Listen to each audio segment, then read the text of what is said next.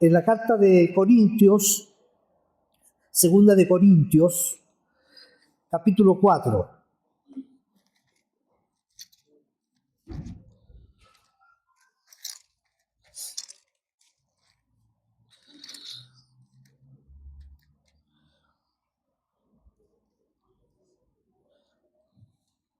Segunda de Corintios, capítulo 4.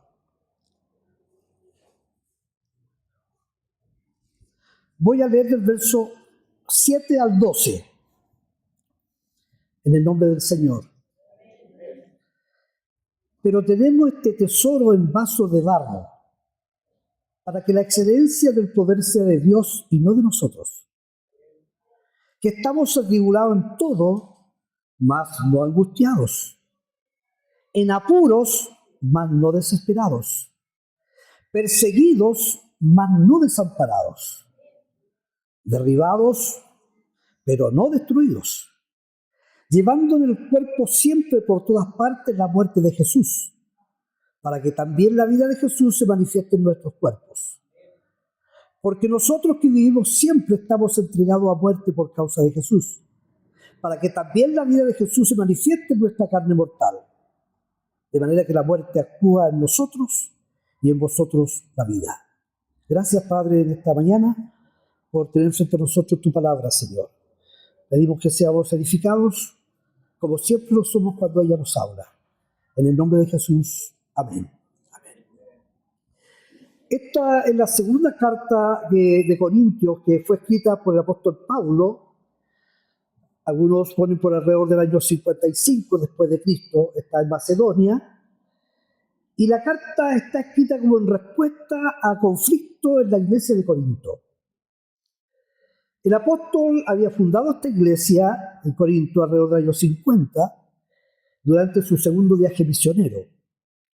Estuvo ahí un periodo de 18 meses más o menos en esta congregación, fundando esta comunidad. Luego continúa su viaje a otras ciudades. La carta es un seguimiento personal donde Pablo defiende su ministerio. Una defensa que hace contra falsos apóstoles. Y él lamenta el conflicto y aborda la lucha en la iglesia, incluyendo la importancia de la generosidad y la reconciliación en dicha congregación. La iglesia estaba experimentando, queridos hermanos, división y conflictos internos. Algunos miembros estaban cuestionando la autoridad de Pablo debido a la aparente dureza en su mensaje y retrasar también su visita hacia esa iglesia. Y se habían levantado falsos apóstoles que habían influido en la iglesia, en la comunidad, atacando al apóstol Pablo y al evangelio que él predicaba, promoviendo un desprestigio de su persona y también de su ministerio, y dando un mensaje falso que era atractivo para aquellos que buscaban un estatus social y ganancias personales. En este momento es cuando Pablo escribe esta carta. Él está en un momento vulnerable por la situación. Y revela en esta carta detalles de las persecuciones y una espina que tiene en su carne, para enfatizar que su fuerza residía en la dependencia absoluta del Señor, no de su propia capacidad ni de su propia autoridad. En esta carta no hay mucha teología, no hay mucha exhortación, es más bien una especie de biografía del apóstol Pablo. Pablo, además, en esta carta quiere mostrar al creyente y le exhorta a que se vea tal como tiene que verse frente a Dios. Esta carta es como una especie de biografía del más noble de los apóstoles. Pablo había fundado esta comunidad de fe, pero estos falsos maestros habían llegado para desacreditar el ministerio apostólico de Pablo, por medio de ataques personales a él y su mensaje. Y habían iniciado, hermanos queridos, una campaña de acusaciones malintencionadas contra Pablo y el propósito de su ministerio, para que estos hermanos perdieran la confianza en el apóstol Pablo y por consiguiente también rechazaron su mensaje. Fíjense que ahí en la misma carta, en el capítulo 10, verso 10, dice así: pues algunos dicen, refiriéndose a Pablo.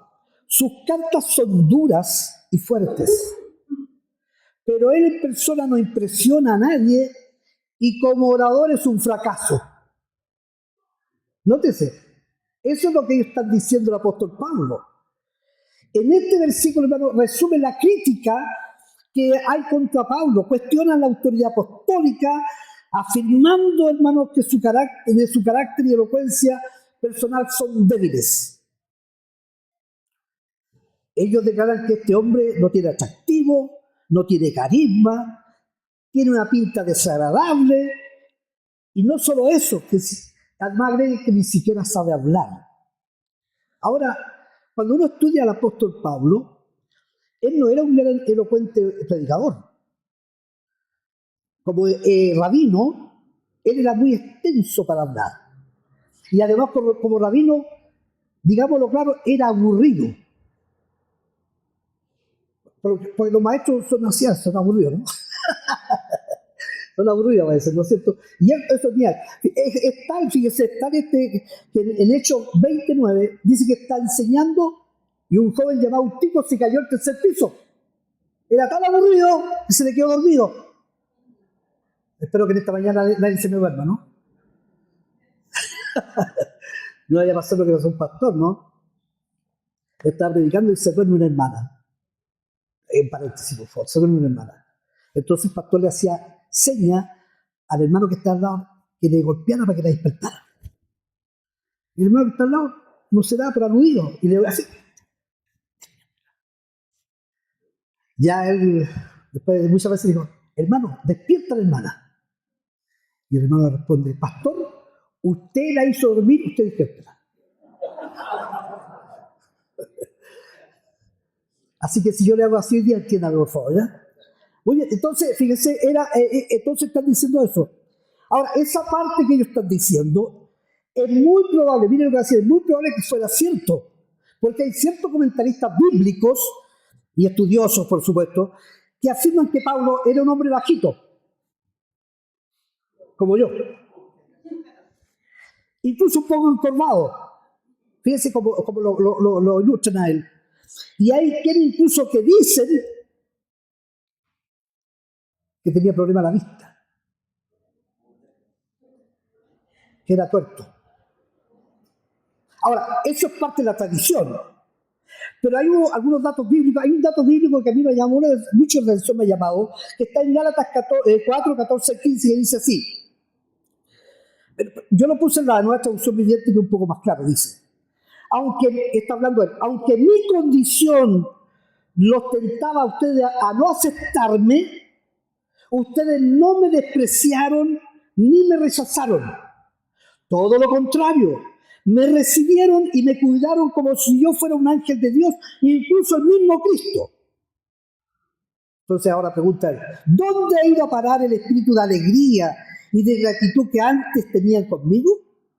Estoy seguro de que ustedes se hubieran arrancado, dice, los propios ojos para dármelos de haber sido posible. Entonces aquí hay una pequeña ilusión que es muy probable que tuviera el problema a la vista. Entonces se toman de estos falsos maestros, apóstoles, para desprestigiarlo. Este es un hombre raro, dicen, un hombre torpe, sin elocuencia, sin retórica. Ahora, cuando Pablo él se presenta en 1 Corintios, en el capítulo 2, verso 5, miren lo que dice: así que, hermanos, cuando fui a vosotros para anunciar el testimonio de Dios, no fui con excelencia de palabra o sabiduría, pues me propuse no saber entre vosotros cosa alguna, sino a Jesucristo y a este crucificado. Y estuve entre vosotros con debilidad y mucho temor y temblor. Y ni mi palabra, ni mi predicación fue con palabras persuasivas de humana sabiduría. ¿Por qué hace todo esto el apóstol Pablo? ¿Por qué cuando yo fui a ustedes, yo no fui con elocuencia, no fui con una buena retórica, no estuve con temor y temblor? ¿Por qué dice esto el apóstol Pablo?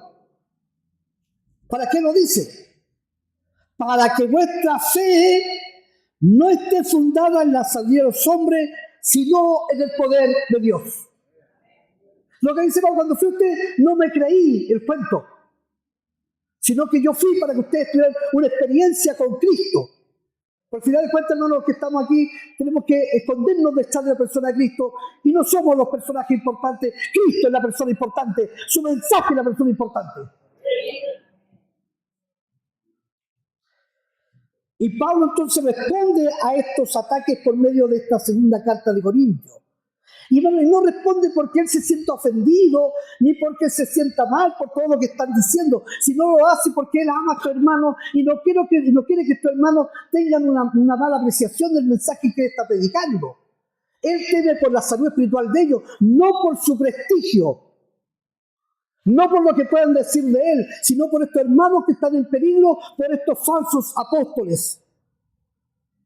Ahora, cuando uno piensa, hermanos, como estudioso de la Escritura, en Pablo uno lo ve como un gran hombre de Dios, sin embargo me impresiona cómo él se ve a sí mismo, porque él tiene un concepto de sí mismo en esta carta también.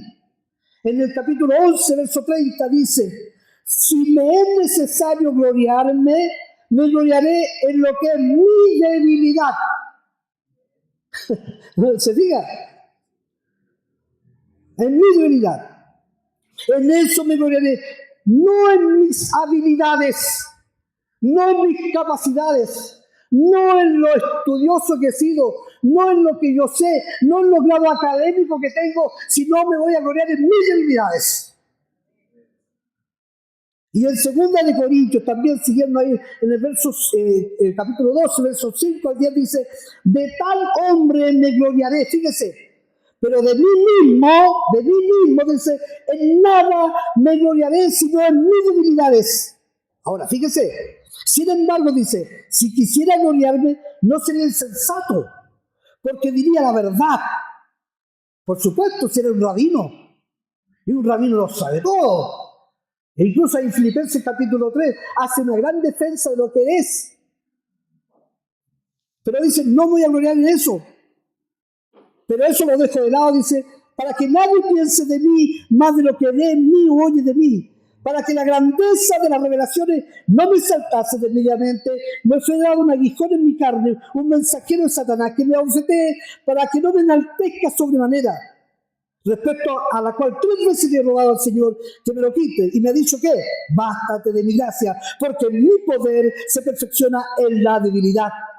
Por tanto, de buena gana, dice, me gloriaré más bien en mis debilidades, para que repose en mí el poder de Cristo, por lo cual, por el amor de Cristo, me gozo en las debilidades. Fíjese, todas las veces que menciona, en afrenta, en necesidades, en persecución, en angustia, porque cuando soy débil, entonces soy fuerte. Esta es una paradoja, ¿no?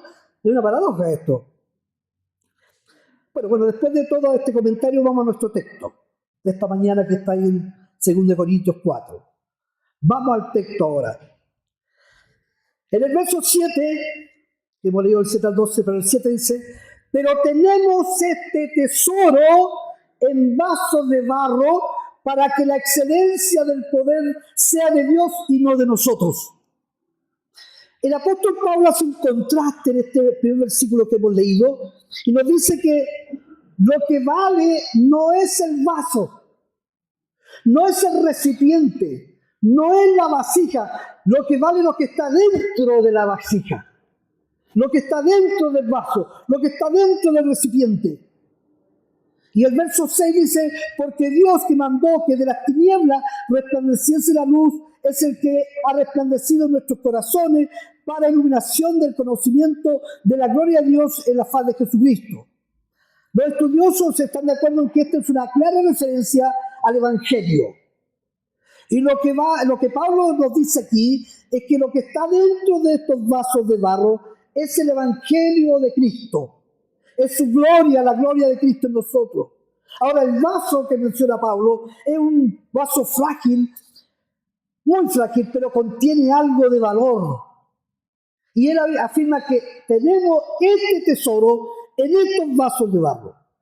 Y la primera pregunta que me surge aquí es ¿por qué Dios ha puesto este gran tesoro en vasos de barro? Si usted tuviera algo de valor, algo de mucho valor, ¿lo pondría en un vaso plástico? Que es lo más común que hoy día un vaso plástico se toma y se desecha. ¿Lo pondría en un vaso plástico?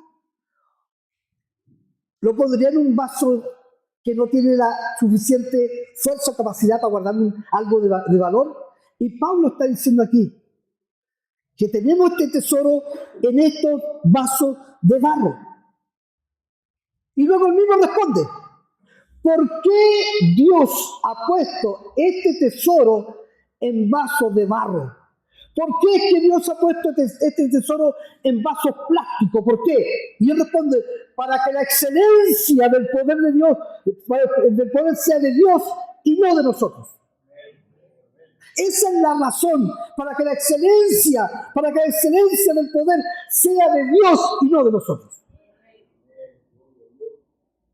Hermanos, Dios escoge y llama a su servicio a personas débiles, personas que comprenden que todo lo que son, que todo lo que pueden, que todo lo que tienen es por Dios y para Dios. Amén.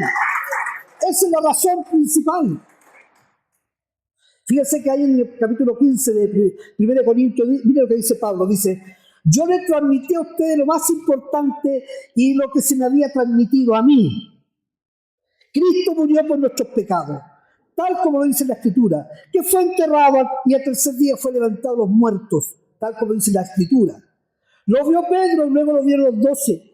Más tarde lo vieron más de 500 de sus seguidores a la vez, la mayoría de los cuales todavía viven, aunque algunos ya han muerto. Y luego lo vio Santiago y después lo vieron los apóstoles. Y mira el verso 10. Y por último, como si hubiera sido en un tiempo que no me correspondía. La Reina ahora dice como un abortivo. En un tiempo que no me correspondía, lo vi yo. Por último, lo vi yo. Y luego dice el verso 9, pues yo soy el más insignificante de todos los apóstoles. Hermanos, si yo me llego a comparar con el apóstol Pablo, no le llego ni al pimiento del dedo chico. En serio, me pierdo. ¿Y por qué a veces nos creemos tanto, hermano? Y sigue él, pues yo soy el más significante de todos los apóstoles. De hecho, ni siquiera soy digno de ser llamado apóstol después de haber perseguido a la iglesia de Dios como lo hice. Pero fíjense el verso 10. Sin embargo, dice, lo que ahora soy, todo se debe a que Dios derramó su favor especial sobre mí. Y no sin resultado, dice. Y miren lo que dice, pues he trabajado mucho más que cualquiera de los otros apóstoles. Pero no fui yo, sino Dios, quien obraba a través de mí por su gracia. La Reina le dice, he trabajado mucho más que todos ellos, pero no yo, sino la gracia de Dios en mí. Tengo un amigo que una vez me conversó, me contó. Él está en un seminario muy importante. Y empieza a presentar a todos, Pastor Francisco, a todos ahí. El doctor acá, licenciado en teología, licenciado en divinidad, todos los títulos.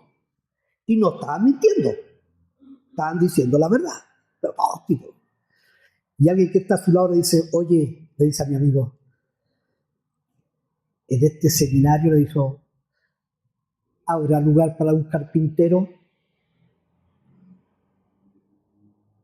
Porque era Jesús el carpintero, el hijo de José y María. Eso, no más que eso. ¿Habrá lugar en este lugar para un carpintero? ¿Se fijan? Si Jesús llegara aquí, ¿cómo se presentaría? ¿Como el hijo de María, un hijo de José, carpintero como el Galileo? No más que eso.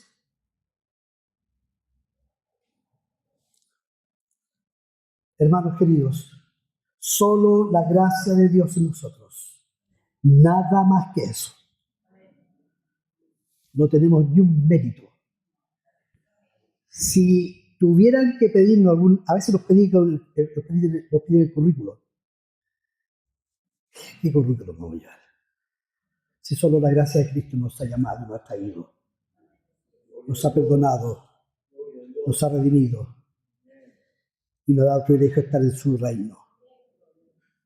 ser llamados sus hijos. Solo la gracia de Dios. Amén. Ahora, ya respondimos la pregunta para que toda la gloria sea de Dios, el poder sea de Dios. Ahora, la pregunta es, ¿por qué Dios ha puesto, ya contestamos, este tesoro en vasos de barro? Para que la excelencia del poder sea de Él y no de nosotros. Ahora, en segundo lugar, quisiera ver unas consideraciones prácticas de este tesoro puesto en estos vasos de barro. Fíjense que estos vasos, o estas vasijas, eran de un material bastante común. Bastante común. El apóstol Pablo conocía muy bien la estructura de estos vasos, el material de estos vasos de barro. En ese tiempo, en el tiempo de Pablo, era muy común su uso en su tiempo y muy probablemente mucha gente lo usaba. Pero eran útiles para almacenar, ya sea, digamos, agua, aceite, vino, en fin. Y estas vasijas o estos vasos tenían ciertas características. Y Pablo las usa para ilustrar cómo son o cómo deben ser los creyentes. Era un material común que no tenía nada de extraordinario. Y notemos que el apóstol Pablo nos ha comparado con este vaso de barro. Podía comparar con un vaso de oro, de plata, no sé, algo más valioso. No, los comparó con el vaso de barro. Hoy, hermano, cuando se escucha el evangelio de citismo, donde, con respeto, no como dice Valdivia, donde se dice que las hermanas son las princesas del Señor. ¿Cuántas princesas del Señor hay aquí? ¡Ay, la hermana! Las princesas del Señor. Cuando se lo dice, saca el campeón que llevas dentro. Eso es el mensaje que muchas veces se escucha hoy día. Cuando se lo dice, hemos ido para hacer cabeza y no cola. Donde pise la planta de su pie, ese será suyo. Ese será vuestro. Nosotros tenemos 6 veces esta comunidad y somos una comunidad errante porque nos reunimos en la sede, hermanos que nos facilitan, donde el día sábado hacen actividad y nosotros llegamos a ordenar la silla, no el asunto. Somos itinerantes, pero somos la iglesia de Cristo. Por eso, hermanos, cuando llegan aquí, decían, ¡uy, qué hermoso el lugar! Todos están impresionados. Pero son 10 años también aquí. ¿No se da cuenta? No son 6 meses, son 10 años. Y por último, a veces decimos, bueno, si no está la sede, nos vamos a un parque y hacemos el culto en el parque. Y si está malo, está lloviendo, nos venimos para acá. ¿No es cierto, pastor? Es cierto. ¿Se da cuenta? Entonces ya cuando hay ese tipo de mensaje, hermanos, Pablo dice que somos simplemente vasos de barro. Esto nos gusta a veces. Nos gusta mucho, pero eso es lo que nos dice Pablo que somos. Y lo que más me impresiona es que Pablo, hermano, pudo haber encontrado algo más común, no pudo haber encontrado algo más común y corriente, sino que encontró estos vasos de barro. Ahora, en Corintios hay una cita que me impresiona.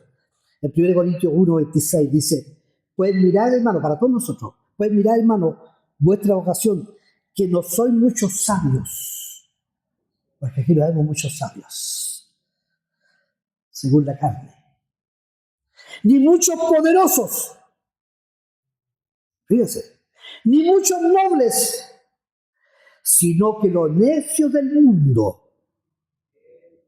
escogió Dios para avergonzar a los fuertes.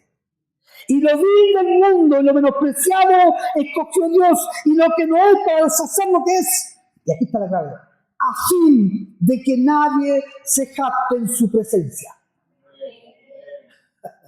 Mire, al Señor no podemos impresionar ni por nuestra educación, ni por nuestro estudio, ni por nuestro dinero, ni por nuestro estatus, ni por donde vivimos. No podemos impresionar nada, para que nadie se jacte en su presencia. Pero sigue como sigue. Mas por Él estáis vosotros en Cristo Jesús, el cual nos ha sido hecho por Dios sabiduría. Mire que es paradojal esto, ¿no? En Cristo nos ha hecho sabiduría, justificación, santificación, para que, como está escrito, el que se gloríe, gloríese en el Señor.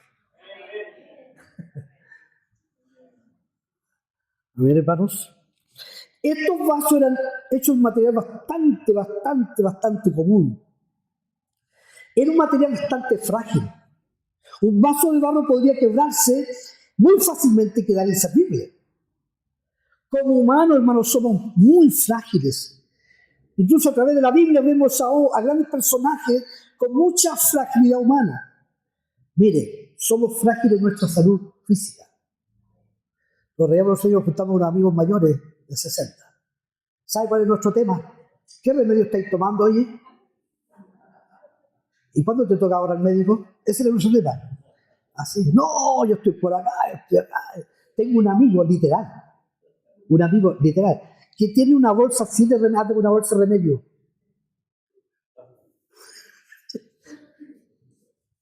Porque nuestra salud es frágil.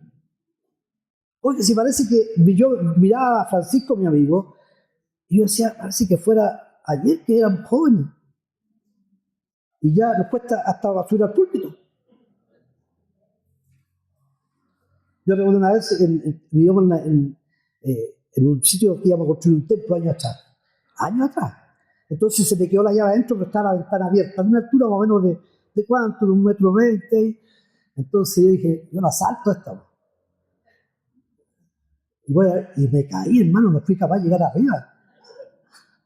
Me olvidé que ya los años pasan.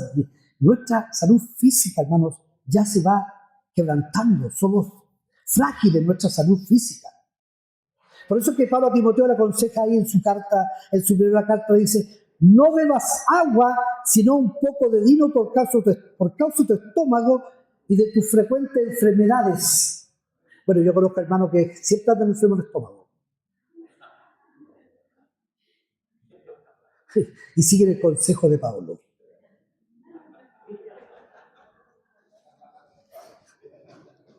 Me incluyo. Luego, fíjense como en 2 Timoteo dice, Erasmo se quedó en Corinto y a Trófimo dejé en Mileto enfermo. Epafrodito, fiel hermano en Filipos, que viajó a Roma para asistir al apóstol Pablo, enfermó gravemente y estuvo casi a punto de morir. Y estos eran colaboradores, eran hombres que andaban trabajando en la obra de Dios y también se enfermaban físicamente. Y esta enfermedad causaron mucha tristeza en Pablo, mucha angustia porque eran colaboradores directos de él. Así que, hermanos, somos frágiles en nuestra salud física. De ahí la gran necesidad de cuidar nuestra salud, principalmente a los que estamos dirigiendo ahí, hermanos, que siempre me están recomendando. ¿Cuánta agua ha tomado hoy día? ¿Ha tomado harta agua? ¿Tienen miedo? Parece que se les vaya a su hermano mayor. ¿Ah? Cuidar nuestra salud, porque somos frágiles en nuestra salud. Somos frágiles en nuestra emoción, hermanos. Fíjense que hay una historia que me conmueve a mí. La historia del profeta Elías cuando derrota a 450 profetas de Baal y luego que los derrota, la reina Jezabel le manda un recado, le dice, así me hagan los dioses si mañana a esta misma hora yo no te he puesto como uno de Goyaste allí en el arroyo. ¿Sabes lo que hizo Elías? Dice que anduvo, se arrancó de la reina Jezabel. Y dice, y se fue por el desierto un día de camino, cuando fue amenazado. Y se sentó debajo del enebro. Algunos dicen que el enebro es el árbol del desolado. Y se sentó allí deseando morirse. Después de la tremenda obra, desea morirse. Dijo, basta ya. Señor, quítame la vida, pues no soy yo mejor que mis padres. Y echándose debajo del enebro, se quedó dormido. Luego vino un ángel, le tocó y dijo, levántate, come. Entonces miró y aquí a su cabecera una torta cocida sobre las brasas y una vasija de agua. Comió y bebió y volvió a dormirse. Y volviendo el ángel de Jehová la segunda vez, le tocó diciendo, levántate, come, porque el largo camino te resta. Se levantó pues y comió, bebió y fortalecido con aquella comida, caminó 40 días y 40 noches al monte de Dios. Pasamos un momento de hermano de tristeza emocional. El mismo apóstol Pablo se sintió tan frágil a veces emocionalmente. Todos me han abandonado, dijo, todos, porque somos frágiles. Hermanos, tenemos nuestra crisis emocional. ¿Quién no ha pasado alguna crisis emocional?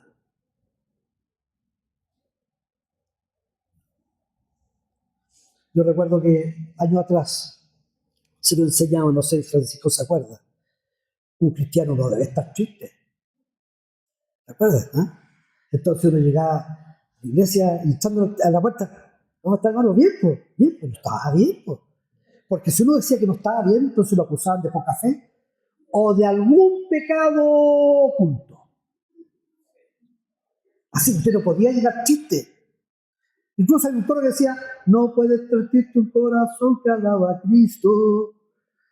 No puede estar triste un corazón que alaba a Dios. Porque uno no podía estar triste. Y hermano, y vivimos cosas que hieren nuestro corazón. En todo momento.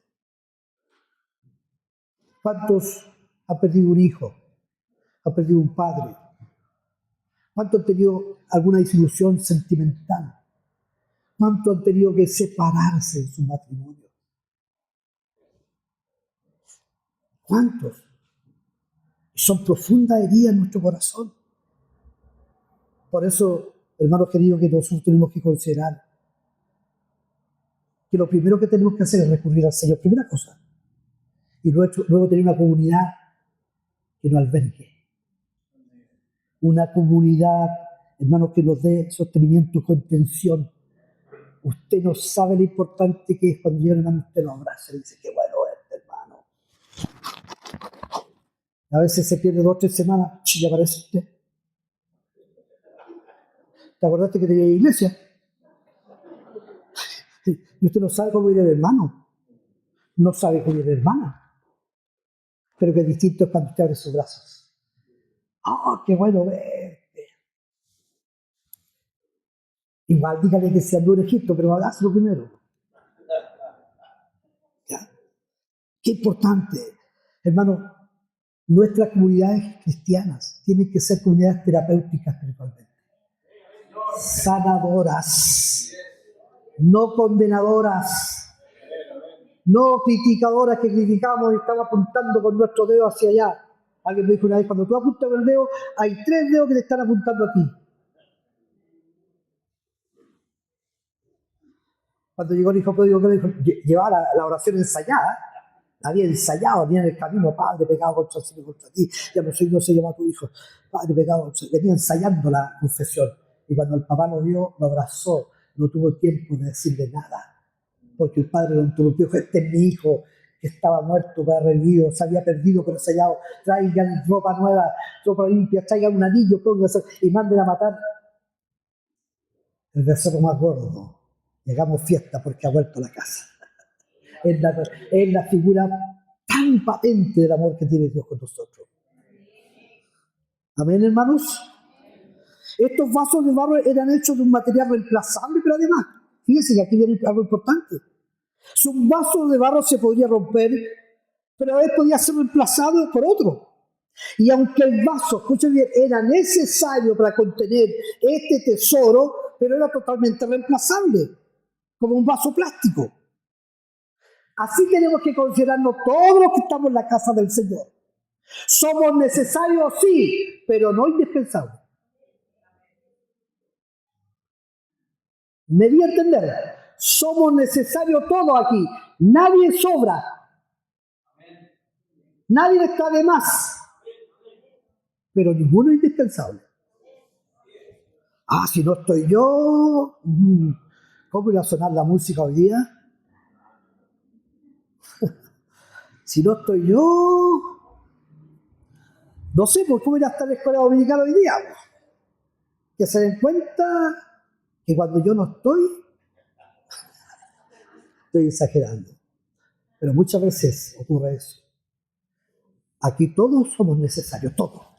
Desde el más joven hasta el más viejo como yo. Del más niño hasta el más adulto. Pero ninguno de nosotros es indispensable. Mire, en una comunidad, bueno, aquí se pone un poquito tensa la cosa, ¿no? En una comunidad de fe, Hay comprometidos y hay quienes se sirven de la fe.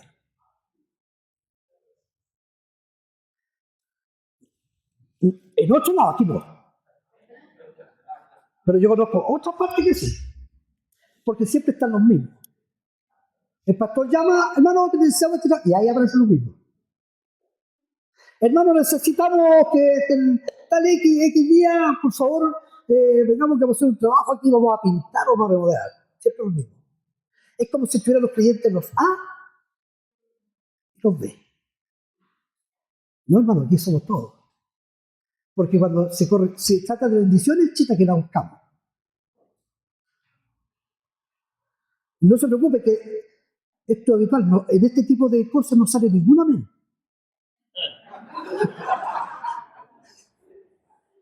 Es como que todo está en silencio. Un amigo mío dijo en una oportunidad, y a veces lo repito y lo digo, ¿no? Digo, aquí en el cuerpo de Cristo, en la iglesia, no hay papa grande ni papa chica, somos todos puré.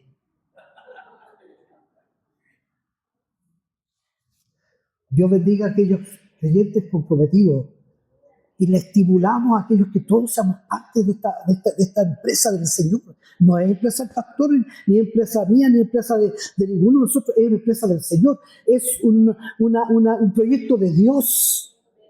Y si Él nos ha llamado por misericordia, entonces comprometámonos fielmente a eso. Hay muchos que quieren corona, pero sin cruz. Sí. Quieren bendiciones, pero sin entrega, sin compromiso. Y quiero decirle algo importante.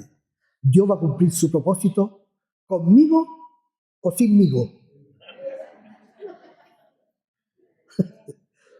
Lo va a cumplir con usted y sin usted. Para ir terminando ya, algunas consideraciones prácticas, hermanos, sobre el particular. Solo algunos tips, como dice por ahí, ¿no?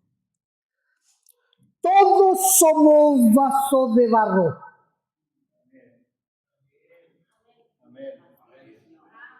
Todos somos vasos de barro. Y Dios ha depositado su tesoro en todos estos vasos de barro. ¡Aleluya! Así que no nos paremos creyendo, el Señor te fijaste en mí, que bueno, tenés buen ojo. No, por pura misericordia, por pura gracia, por pura benevolencia del Señor, estamos aquí, nos ha mirado Él. ¡Aleluya! ¿A qué nos lleva esto? A nunca atribuirnos ninguna gloria personal, ningún mérito personal, toda la gloria es de Dios. Y por último, si hice algo, lo que tenía que hacer, eso nomás hice, y siervo inútil soy. Es el más alto título que puedo tener. Otra. El poder de Dios, la transformación de Dios, sucede, y la obra de Dios suceden a través de personas débiles para que el poder de Dios sea absolutamente claro al mundo. ¿Sabes qué me altera, hermano querido? ¿Sabes?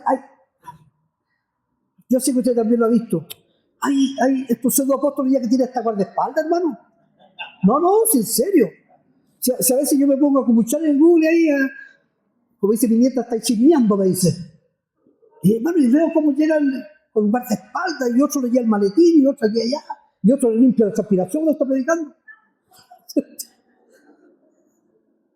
¿Se da cuenta de ello, hermano? ¿Qué más? Mire, ¿qué hace usted cuando recibe un regalo?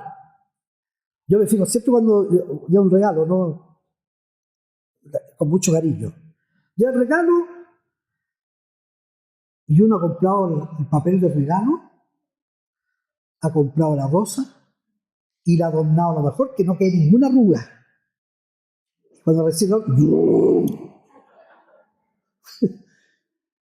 no se fija ni en la rosa, bueno, algunos son más detallistas, principalmente las damas. ¡Hoy qué linda la rosa! Pero nosotros, la rosa para allá, porque queremos ver luego lo que hay dentro. ¿Está fijado, no? No importa el envoltorio. No importa el envoltorio.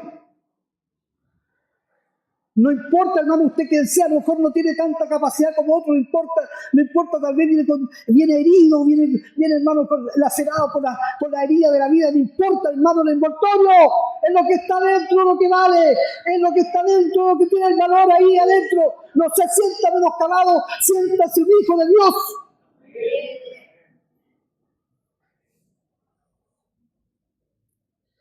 ¿Qué más? Lo que hace valioso al creyente no es el vaso frágil, imperfecto, sino el tesoro que Dios ha puesto dentro. Y Pedro lo dice así: mas vosotros sois linaje escogido, real sacerdocio, nación santa, pueblo adquirido por Dios, para que anunciéis la virtud de aquel que os llamó de las tinieblas a su luz admirable. Al reconocernos como vasija de barro, entendemos que la fuerza no es nuestra. Y esto debe llevarnos a ser humildes, impulsarnos a rendirnos a Dios siempre. A ser vasijas de barro, vasos de barro. Entendémonos que la gloria es para Dios, no para que no seamos como el burrito que llevó a Jesús a la entrada triunfal de Jerusalén. ¿Se acuerdan que trae un burrito ahí? Y toda la gente le dijo: bendito el Rey, Osana, Rey, en el nombre del Señor, y todos salían con las ramas a recibirle, y todos favorizados. Y el burrito piensa allá, y el burrito dijo: no sabía que era tan importante yo. Yo no me había cuenta que era tan famoso. No, el famoso, el importante era el que había arriba el burrito. No seamos como ese burrito, ¿no? Nos lleva también a una plena dependencia de Dios. La metáfora o la figura usada aquí subraya, hermanos, que el éxito, la fuerza y la excelencia no provienen de nosotros, sino de Dios. Los logros que podemos tener son posibles porque Dios está con nosotros a través del Espíritu Santo. Amén.